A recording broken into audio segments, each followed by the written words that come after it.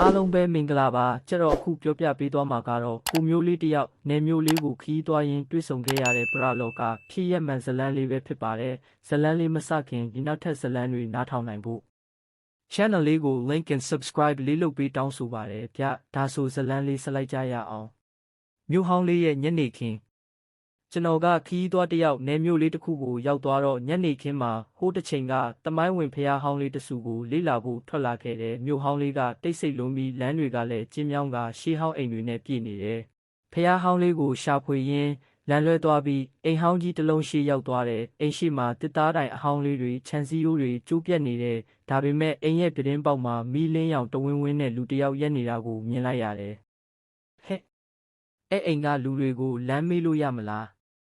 လို့အော်မေးလိုက်တယ်ဒါပေမဲ့ဘယ်သူမှမဖြေဘူးနည်းနည်းချင်းကပ်ကြည့်တော့မှပြတင်းပေါက်မှာရှိတဲ့လူဆိုတာဖြူဖက်ဖြူရော်နဲ့အဝတ်ဟောင်းတွေဝတ်ထားတဲ့အမျိုးသမီးတစ်ယောက်ဖြစ်နေတာကိုသတိထားမိတယ်သူမကကျွန်တော်ကိုစိုက်ကြည့်နေပြီးပြုံးနေတယ်ဒါပေမဲ့သူမရဲ့ပြုံးချက်ကခက်ကြောင်ကြောင်နဲ့ထိတ်လန့်စရာကောင်းနေတယ်ချက်ချင်းပဲကျွန်တော်ခန္ဓာကိုယ်ကချမ်းစိမ့်သွားပြီးနောက်ပြန်ဆုတ်လာတယ်ဒါပေမဲ့သူမကပြတင်းပေါက်ကနေလက်တစ်ချောင်းထောင်ပြီးကျွန်တော်ကိုလှမ်းခေါ်နေတယ်လို့ပါပဲကျွန်တော်ထွက်ပြေးဖို့ပြင်တော့အိမ်ထဲကိုဝင်လာခဲ့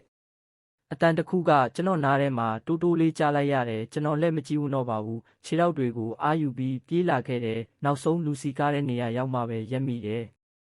နောက်နေ့မနက်ဒေတာခန်တယောက်ကိုဒီအိမ်အကြောင်းမေးကြည့်တော့မှသိရတာက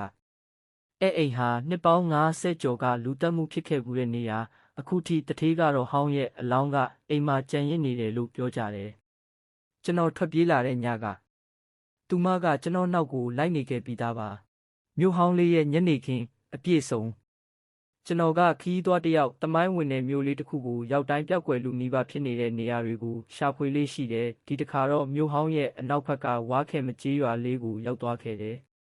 ကျေးရွာလမ်းကြောင်းတစ်လျှောက်မှာကုန်းမြင့်လေးပေါ်ကဖျားဟောင်းတဆူရဲ့အကြောင်းဒေတာခန်တွေစီကနေကြားသိခဲ့ရတယ်ညနေလူနီးချိန်ဖျားဘူးထွက်ဖို့လမ်းချီတော့လမ်းပြောက်သွားပြီးအိမ်ဟောင်းကြီးတစ်လုံးရှိရောက်သွားတယ်အိမ်ကြီးကအုတ်နီတွေနဲ့တိဆောက်ထားပြီးမိခိုးရောင်နေရံတွေမှာရှားဆောင်တွေနဲ့မှုတ်တက်နေတဲ့ရှေ့ချံဝင်းထဲမှာကြေးဝါခေါင်းလောင်းဟောင်းတစ်လုံးလှဲကျနေတာသတိထားမိတယ်။အဲ့ဒီအချိန်မှာခေါင်းလောင်းဟောင်းကြီးသူ့အလိုလိုတွန်းဆိုပြီးအတန်တစ်ချက်မြည်လိုက်တယ်။ကျွန်တော်လန့်ပြီးအိမ်ရှိကိုငေးကြည့်မိတယ်ဒုတိယထပ်ကပြတင်းပေါက်မှာအဖြူရောင်ဝတ်စုပ်တွေဝတ်ထားတဲ့အမျိုးသမီးတစ်ယောက်ရက်နေတာကိုတွေးလိုက်ရတယ်။သူမရဲ့မျက်လုံးတွေကအနက်ရောင်အပိုင်းကြီးတွေနဲ့ကြီးမားနေပြီးပါးစပ်ကအနှဲငယ်ဟာကချုံးမွေလုံးနဲ့အသားနဲ့ပြုံးနေတယ်လို့ပါပဲ။အမေကြီးရဲ့ဒီဖျားလန်းကိုစကားမပြီးခင်သူမရဲ့လက်ညှိုးတံကရုတ်တရက်အရှိကြီးဖြစ်လာပြီးကျွန်တော်ရဲ့လက်ပင်ကိုညွန်ပြနေတယ်လို့ခံစားရတယ်ကျွန်တော်ရင်ထဲမှာရေခဲချောင်းကြီးစိုက်ဝင်သွားတယ်လို့အေးဆက်သွားတယ်အိမ်ထဲဝင်ခဲ့ငါသားအတန်ကကျွန်တော်နားထဲမှာတဖြည်းဖြည်းကြီးလာတယ်ကျွန်တော်နောက်ပြန်လှည့်ပြေးဖို့ကြိုးစားတဲ့အချိန်မှာခြေထောက်တွေသူ့အလိုလိုအိမ်ရှိခြေထောက်တင်လေကားစီကိုလှမ်းသွားနေပြီကျွန်တော်ငိုချင်လာပြီးဒါပေမဲ့အတန်မထွက်ဘူးလက်တွေကအိမ်ရဲ့တံပန်းကြီးတကားကိုထိမိတဲ့အချိန်မှာတော့ကြက်တီးထားနောက်ဖက်ကလူစီကားတဲ့လမ်းကနေမော်တော်ဆိုင်ကယ်တန်တွေကြားလိုက်ရတယ်ကျွန်တော်လှည့်ကြည့်လိုက်တဲ့အချိန်မှာတော့အိမ်ရှိကလေကားတွေပြတင်းပေါက်တွေပျောက်ကွယ်သွားပြီးဖျားလမ်းမကြီးပေါ်ရောက်နေပြီ